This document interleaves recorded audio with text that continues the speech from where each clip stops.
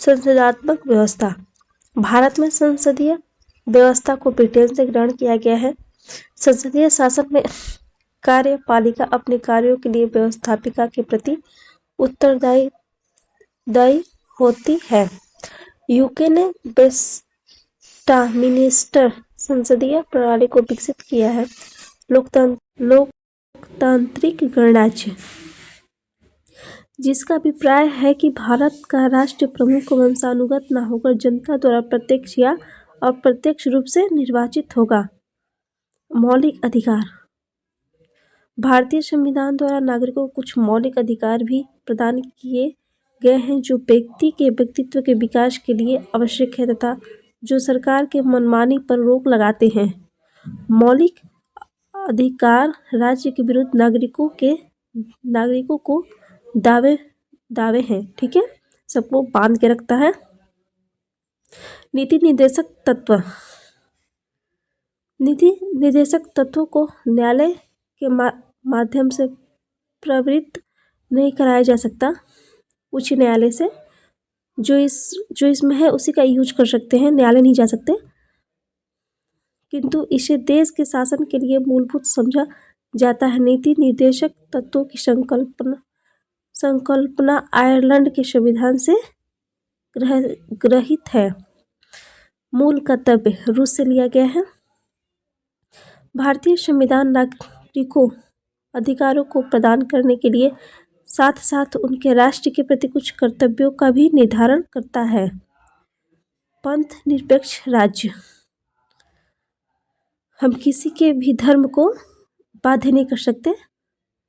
पंथ निरपेक्ष राज्य से तात्पर्य है कि राज्य का अपना कोई धर्म नहीं होता, वरन यह धार्मिक आधार पर नागरिकों के साथ भेदभाव नहीं करता। यद्यपि पंथ निरपेक्ष शब्द संविधान की प्रस्तावना में 42वें संविधान संशोधन 1976 द्वारा जोड़ा गया है।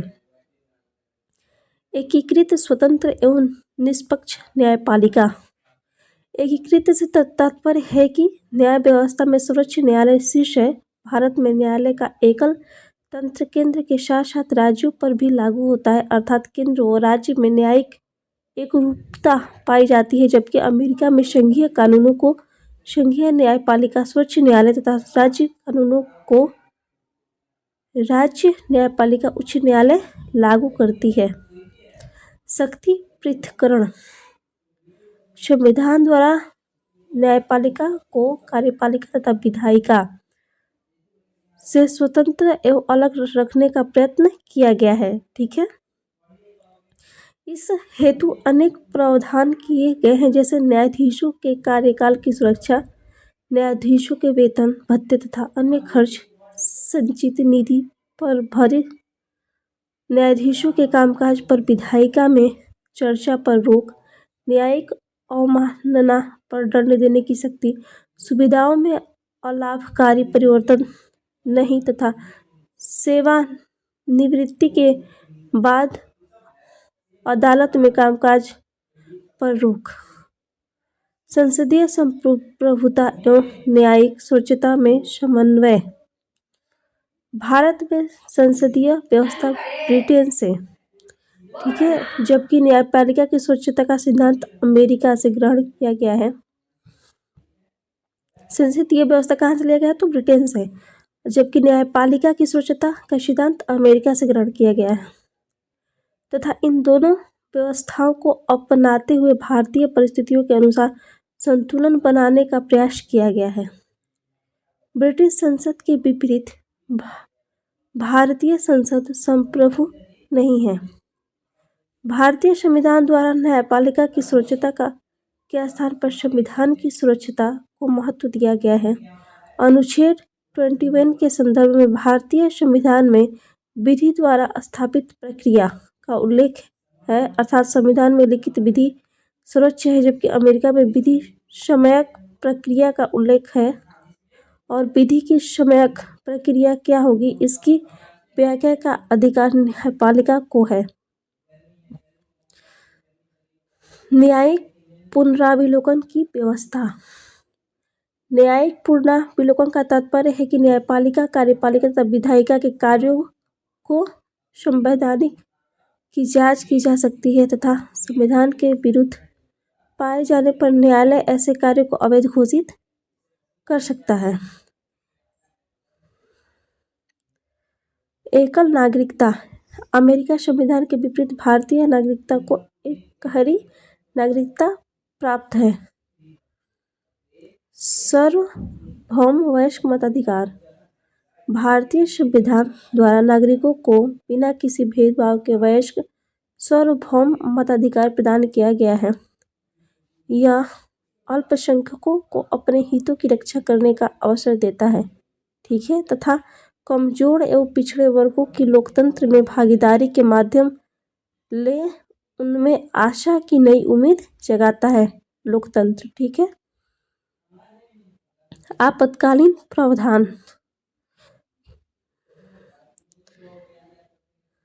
आपातकाल के साथ देश के राजनीतिक तंत्र, संघीय ढांचा बिना किसी संविधान संशोधन के एकात्मक ढांचे में परिवर्तन हो जाता है, जो भारतीय संविधान की अद्वितीय व्यवस्था है।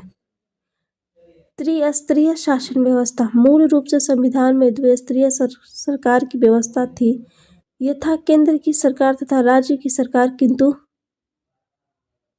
73वें संविधान संशोधन द्वारा स्थानीय सरकार को व्यवस्था करने के बाद भारत में त्रिस्तरीय सरकार की स्थापना ही की गई, जो विश्व के अन्य किसी भी संविधान नहीं है। कल्याणकारी राज्य। संविधान निर्माताओं ने भारत के लिए एक कल्याणकारी राज्य का आदर्श स्थापित किया, जिसमें सभी नागरिकों को भोजन, कपड़े, मकान, शिक्षा तथा स्वास्थ्य की आधारभूत सुविधाएं मिलने के लिए, साथ ही जीवन स्तर को ऊंचा उठाने तथा आर्थिक असमानता को कम करने का समान अवसर मिले।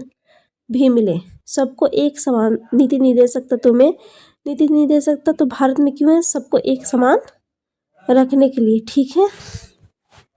भारतीय संघ राज्य पद्धति की विशेषता। भारत में स्वतंत्र न्यायपालिका, केंद्र और राज्यों के बीच शक्तियों का स्पष्ट विभाजन किया संबद्ध होने के वाली इकाइयों को राज्यसभा में असमान प्रतिनिधित्व दिया गया। केशिवियर ने कहा, भारतीय संघवाद को सहकारी संघवाद, भारत अर्ध संघात्मक राज्य, भारतीय संविधान अधिक कठोर तथा अधिक लचीला के मध्य एक अच्छा संतुलन स्थापित करता है। न ज्यादा कठोर है और न ज्यादा लचीला, सामान्य है हमारा भारत का संविधान। सब विश्व का सबसे लंबा लिखित संविधान है। Doctor B.R. अम्बेडकर ने कहा, संविधान को संघात्मक के तंग ढांचे में नहीं ढाला गया है। मिथकों और कहावतों के रूप में प्रशासन के सिद्धांतों को हर्बर्ट साइमन अस्वीकार किया है। विकास प्रशासन की अवधारणा से फ्रेड W. रिक्स संबंधित है। एक चिंतक लोक प्रशासन तथा निजी प्रशासन में समानताओं का समर्थक हेनरी फेयल है। यदि हमारी सभ्यता विफल होती है तो यह मुख्य प्रशासन के ध्वस्त होने के कारण। यह कथन W.B. डनहम द्वारा दिया गया है। गणतंत्रीय अवधारणा से संबंधित। एक राज्य जिसमें जनता स्वच्छ होता है, सर्वोच्च शक्ति निर्वाचन प्रधान में निहित हो तथा एक ऐसी सरकार जो जनता द्वारा निर्वाचित प्रतिनिधियों की हो है। किसी देश के संविधान के मुख्य प्रयोजन को सर्वोत्तम रूप से प्रतिबिंबित सरकार की शक्तियों को परिभाषित और सीमाबद्ध करता है। संवैधानिक सरकार, जो व्यक्ति की स्वतंत्रता के हित में राज्य की सत्ता पर प्रभावकारी प्रतिबंध लगाती है। कोई सरकार जो संविधान की सीमाओं से परिबद्ध हो। समाज में समानता के होने का एक निहितार्थ यह है कि उसमें विशेषाधिकारों का अभाव है। भारत की संसदात्मक व्यवस्था केंद्रीयता से संघवाद की ओर 1970 के दशक में खिसकी है। संविधान की अनुसूचियां।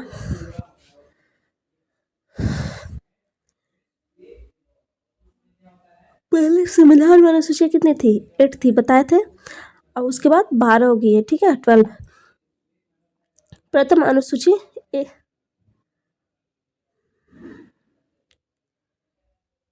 1 से 4 तक भाग बता रहा है। राज्य तथा संघ राज्य क्षेत्र का वर्णन है। द्वितीय संचित निधि पर भारतीय वेतन का उल्लेख पहले में है। संघ तथा राज्य क्षेत्र, ठीक है, कौन सा राज्य का सीमा कहाँ से लगता है, यही सब बताया गया प्रथम अनुसूची में। संघ राज्य तथा संघ राज्य क्षेत्र का वर्णन है। दूसरे में है वेतन, तीसरे में शपथ है, चौथा में राज्यों के सीटों का वर्णन है, पांचवा में SC/ST, छठे में पूर्ववर्ती के 4 राज्य असम मेघालय त्रिपुरा मिजोरम, सातवां में शक्तियों का विभाजन संघ सूची में बताए थे। संघ सूची, राज्य सूची और समवर्ती सूची, अवशिष्ट सूची। संघ सूची का कानून बनाएगा केंद्र सरकार, राज्य सूची का राज्य सरकार, समवर्ती का केंद्र और राज्य दोनों, अवशिष्ट का केंद्रीय, ठीक है। और इसमें विषय है संघ सूची में 100 है, 97, 98 देखते हैं। रुकिए पहले शुरू से देखते हैं। प्रथम अनुच्छेद 1 से 4 तक राज्य तथा संघ राज्य क्षेत्र का वर्णन है। द्वितीय संचित निधि पर भारतीय वेतन का उल्लेख है। क्या क्या वेतन है देखते हैं। इस अनुसूची में राष्ट्रपति है, राज्यपाल, लोकसभा अध्यक्ष, उपसभाध्यक्ष, राज्यसभा के सभापति और उपसभापति, राज्यों की विधानसभा के अध्यक्ष और उपाध्यक्ष तथा विधान परिषद के सभापति व उपसभापति, सर्वोच्च न्यायालय के न्यायाधीश, उच्च न्यायालयों के न्यायाधीश, नियंत्रण एवं महालेखा परीक्षक आदि के वेतन, भत्तों एवं पेंशन के संबंध में वर्णन है, ठीक है। तीसरा में क्या है, शपथ है। नोट में देखते हैं, इस अनुसूची में राष्ट्रपति, उपराष्ट्रपति तथा राज्यपाल की शपथ का उल्लेख नहीं है, ठीक है। और इस अनुसूची में शपथ या प्रतिज्ञाओं का प्रारूप दिया गया है। अनुसूची 3 में कुल 8 शपथ प्रारूप दिए गए हैं। संघ के मंत्री, जितने मंत्री होंगे, संसद के निर्वाचन हेतु अभ्यर्थी, संसद के सदस्य, उच्चतम न्यायालय के न्यायाधीशों व उच्च न्यायालय के न्यायाधीशों, राज्य के मंत्री, राज्य विधानमंडल के निर्वाचन के अभ्यर्थी, राज्य विधानमंडल के सदस्य, नियंत्रक एवं महालेखा परीक्षक शपथ और प्रतिज्ञा लेंगे, ठीक है। और तीन लोगों के बारे में नहीं बताया गया है, वो कौन कौन है। वो है राष्ट्रपति, उपराष्ट्रपति और राज्यपाल। और देखते हैं यहाँ पे चौथे में क्या है। इसमें राज्यों और केंद्र शासित प्रदेशों के राज्यसभा की सीटों